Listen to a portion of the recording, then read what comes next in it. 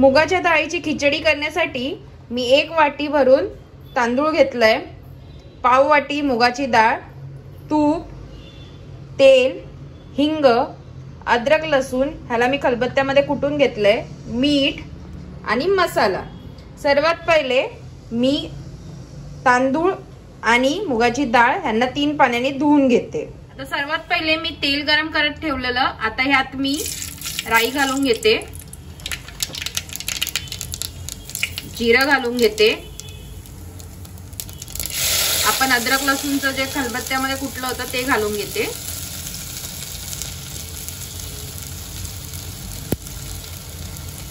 कढीपत्ता घालून घेते मी आता आणि हिंग टाकून घेते। गॅस जो आहे मी मीडियम फ्लेम वर ठेवलाय।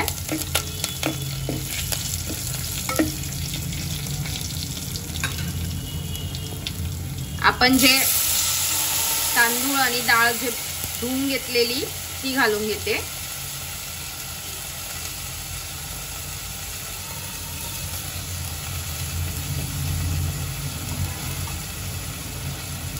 यात मी हळद घालते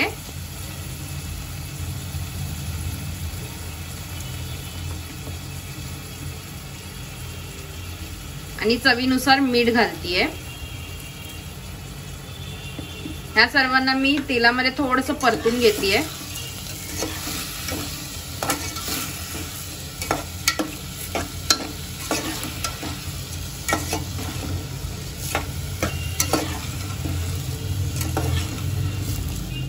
आता 2 ते 3 मिनिटांपर्यंत मी ह्याला परतून घेतलं तेलामध्ये। आता ह्यात मी गरम पाणी घालून घेते।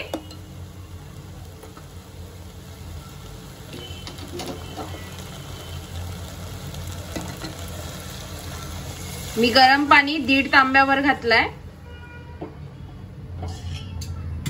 तांदूळ आणि डाळीच्या हिशोबाने मी पाणी घेतलेलं आहे।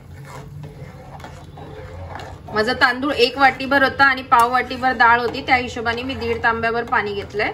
आणि माझा तांदूळ जो जुना होता म्हणून मला पाणी मी तेवढं घेतलंय। तुमचा जर नवीन तांदूळ असेल तर त्या हिशोबाने तुम्ही पाणी वापरा। आता यावर झाकण घालून मी शिजायला ठेवते। आता 3 ते 4 मिनिटं झालेले आहेत। ह्याला चांगली उकळ आलेली आहे। ह्याला मी वर खाली चांगलं हलवून घेते।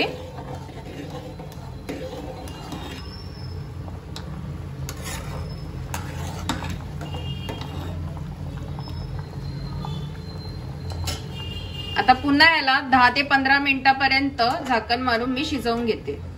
10 मिनिटं झालेले आहेत। ह्याला मी मीडियम गॅसवर ठेवलं होतं शिजायला। आता ह्याला मी 5 मिनिटापर्यंत स्लो गॅसवर दमायला ठेवते, मग आपली खिचडी रेडी होऊन जाईल।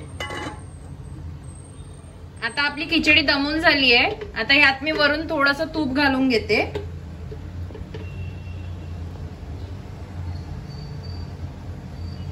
आपली मुगाच्या डाळीची खिचडी रेडी झालेली आहे। ह्याला मी सर्विंग प्लेटवर काढून घेते। आपली झटपट अशी कमीत कमी वेळात होणारी मुगाच्या डाळीची खिचडी रेडी झालेली आहे।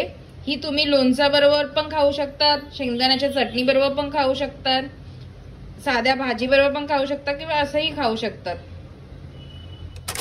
रेसिपी तुम्ही पण करून बघा, आवडली तर मला कमेंट करा, लाईक करा, शेअर करा, सबस्क्राइब करा। Bye bye.